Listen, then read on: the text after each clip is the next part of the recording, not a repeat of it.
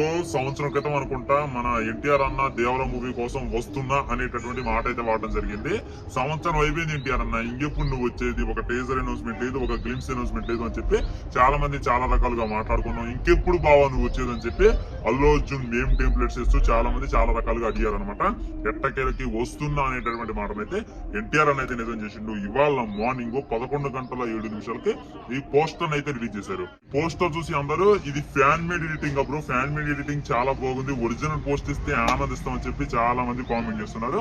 ఇది fan made editing కాదబ్బా, ఇది నిజంగానే అఫీషియల్ పోస్టర్. మన అనిరుద్ గారు అయితే దీన్ని పోస్ట్ చేయడం జరిగింది. వెళ్ళి ట్విట్టర్ లో దేవరా అనేటటువంటి సెర్చ్ చేసి చూసేటటువంటి ప్రయత్నం చేయండి, ఖచ్చితంగా మీకు అర్థమైంది అనమాట ఇది ఫ్యాన్ మేడ్ రీల్ అనేటటువంటిది. అండ్ గ్లిమ్స్ గురించి మాట్లాడుకోవాలి అంటే 8వ తారీఖు అంటే ఈ పొంగల్ అనుకుంటా, పొంగల్ని పునర్స్కరించుకొని రిలీజ్ చేసేటటువంటి ప్రయత్నం చేస్తుంది మూవీ టీం అని చెప్పి క్లారిటీగా అర్థమైపోతుంది. ఎప్పటి నుండో ఎన్టీఆర్ ఫ్యాన్స్ 1000 కళ్ళతో ఎదురు చూస్తున్నారు సినిమాకు సంబంధించినటువంటి గ్లిమ్స్ రావాలని. అదైతే ఇవాళ తీరిపోయింది అనేటటువంటిది 100% అర్థమవుతుంది. ముఖ్యంగా ఈ పోస్టర్ గురించి మాట్లాడుకోవాలంటే చాలా మంది ఫ్యాన్ మేడ్ ఎడిటింగ్ అని చెప్పి ఎందుకు కామెంట్ చేస్తున్నారంటే ఆ విధంగానే ఉంది భయ్య.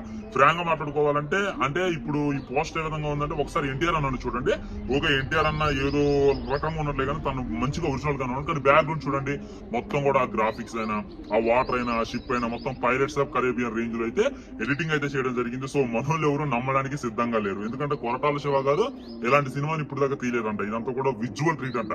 ఆ విజువల్ ట్రీట్ ఏంటి అనేటటువంటిది మనకు క్లారిటీగా పోస్టర్ లో అయితే అర్థమవుతుంది.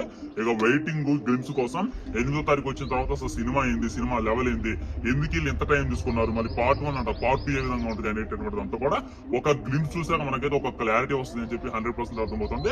అండ్ ముఖ్యంగా అనిరుద్ గారు ఈ సినిమాకి బ్యాక్గ్రౌండ్ మ్యూజిక్ కాబట్టి అందరికీ కూడా హై ఎక్స్పెక్టేషన్స్ ఉన్నాయి భయ్య, అందులో అయితే డౌట్ లేదు. సో మీకు ఏ విధంగా అనిపించింది ఈ పోస్టర్, ఎన్టీఆర్ అన్న నచ్చిందా, బ్యాక్గ్రౌండ్ వచ్చిందా అనేటటువంటిది డెఫినెట్లీ కింద కామెంట్ చేయండి.